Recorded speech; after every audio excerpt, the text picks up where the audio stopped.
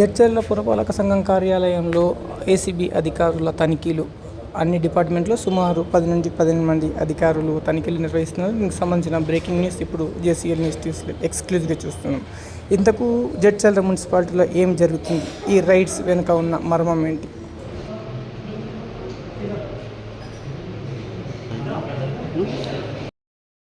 నమస్తే, good afternoon. Mahabubnagar జిల్లా జడ్చర్ల పురపాలక సంఘంలో మున్సిపాలిటీలో ఏసీబీ రైడ్ జరుగుతూ ఉంది. దానికి సంబంధించింది ఏసీబీ బాలకృష్ణ ఇప్పుడే మనకు మీడియా సమావేశంలో రైడ్స్కి సంబంధించిన వివరాలు తెలియజేశారు. అయితే ప్రస్తుతానికి వివిధ ఫిర్యాదుల మేరకు వచ్చిన అధికారుల బృందం అందరం కలిసి మున్సిపాలిటీలో వాళ్ళందరూ అయితే డిపార్ట్మెంట్ ప్రతి లొకేషన్లో వాళ్ళు చెక్ చేస్తున్నారు. అయితే ఎక్కడైనా ఎవరైనా అవినీతికి ఎవరైనా పాల్పడుతున్నా, లేదంటే ఎవరైనా లంచాన్ని డిమాండ్ చేసేస్తే సామాజిక మాధ్యమాల ద్వారా, అలాగే మా డైరెక్ట్ ఫోన్ నెంబర్లకు ఫిర్యాదు చెప్పేసేసి ఏసీబీ అధికారి అయితే మీడియాకు తెలిపారు. అయితే వాళ్ళు ఇప్పుడే వచ్చారు, 10 నుంచి 15 మంది బృందం వచ్చారు. వాళ్ళు ఇప్పుడు తనిఖీలు చేస్తున్నారు.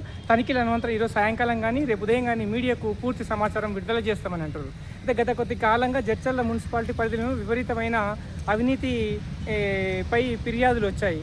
ఎందుకోసం అంటే ప్రభుత్వము భవనం ప్రారంభోత్సవం చేసిన రోజే తిండి ఖర్చులకు అయిన డబ్బుల కన్నా కౌన్సిలర్లకు వీడియోకాల్ సమావేశం ఏర్పాటు చేసేసిన డబ్బులే ఎక్కువ రాయడం, తర్వాత వివిధ వర్గాల ద్వారా నుంచి అధికారులు ముక్కుమిండి డబ్బులు వసూలు చేయని నేపథ్యంలో గత కొద్ది కాలంగా జడ్చర్ల మున్సిపాలిటీ పరిధిలో తీవ్ర చర్చనీయాంశమైంది. ఎందుకంటే మున్సిపాలిటీలో మొత్తం తీవ్రమైన అవినీతి జరుగుతుందనే విషయంపైన చాలామంది ఫిర్యాదులతో పాటు వాళ్ళకి ఎవరికి మున్సిపాలిటీలో సరైన సత్వరంగా వాళ్ళకు న్యాయం జరగట్లేదని చెప్పేసి ల్యాబింగ్ ఎక్కువ జరుగుతుందని వచ్చిన ఫిర్యాదుల మేరకు ఏసీబీ అధికారులు దాడి చేస్తారు.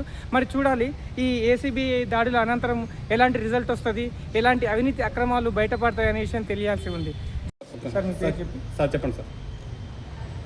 నా పేరు CH Balakrishna, DSP ACB Mahabubnagar range. మాకు వచ్చినటువంటి వివిధ రకాల ఫిర్యాదుల ఆధారంగా ఈరోజు జడ్చర్ల మున్సిపల్ కమిషనర్ ఆఫీస్లో సర్ప్రైజ్ చెక్ చేయడం అనేది జరుగుతుంది. వివిధ రకాల డిపార్ట్మెంట్స్, ఇంజనీరింగ్ కానివ్వండి, sanitation, vehicle, revenue, births and deaths, మిగతా ఇంకేమైనా వర్క్స్ అన్నిటిపైన కూడా రికార్డ్స్ అన్నీ వెరిఫై చేసి అందులో ఏమైనా అవకతవకలు ఉంటే గవర్నమెంట్కు సంబంధిత రిపోర్ట్ను పంపించడం జరుగుతుంది. కాబట్టి ఎవరైనా ఫిర్యాదుదారులు ప్రభుత్వాధికారులు లంచంగా డిమాండ్ చేసినట్లయితే ఏసీబీ టోల్ ఫ్రీ నంబర్ 1064కు మరియు వాట్సాప్ నంబర్కు, సోషల్ మీడియా ప్లాట్ఫామ్ అయినటువంటి మెయిల్స్కు క్యూఆర్ కోడ్ కూడా ఫిర్యాదు చేస్తే వారి యొక్క వివరాలు గోప్యంగా ఉంచి సంబంధిత అధికారులపై విచారణ చేసి చర్య తీసుకోవడం అనేది జరుగుతుంది. ఇప్పుడే 1 గంట క్రితమే వచ్చినాం కాబట్టి ఒక 5-6 గంటలు టైం పడుతుంది. అందులో ఏమైనా ల్యాబ్సెస్ ఇంకా ఏమైనా అవకతవకలు ఉన్నట్లయితే గవర్నమెంట్కు రిపోర్ట్ పంపించడం జరుగుతుంది సంబంధిత అధికారుల పైన. సార్ ఎవరి దగ్గర నగదు ఇప్పుడు ఇంకా నడుస్తుంది, ఇంకా ప్రాసెస్ వెరిఫికేషన్, విచారణ, ఎంక్వైరీ అవన్నీ ఇంకా నడుస్తుంది. ఇంకా అవన్నీ ఇప్పుడే చెప్పలేమండి. ఇంకా విచారణ నడుస్తుంది, ఇంకా వెరిఫికేషన్ నడుస్తుంది. అది అయిన తర్వాత మొత్తం డీటెయిల్స్ మీకు చెప్పబడుతుంది.